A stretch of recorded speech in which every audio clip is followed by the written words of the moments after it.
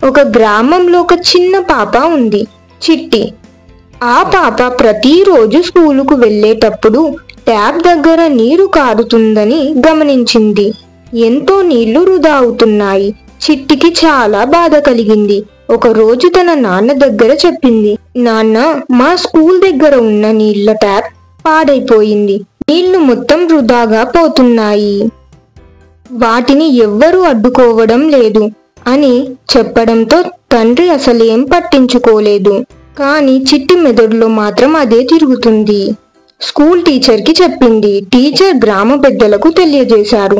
వారు ట్యాప్ బాగు చేయించి కొత్త నీటి ట్యాంక్ ఏర్పాటు చేశారు. చిట్టిని గ్రామ పెద్దలంతా ప్రశంసించారు. మోరల్ ఆఫ్ ద స్టోరీ: వయసుతో సంబంధం లేదు. మనిషికి మంచి చెయ్యాలన్న ఆలోచన ఉంటే ఎటువంటి దానినైనా మార్చేయవచ్చు.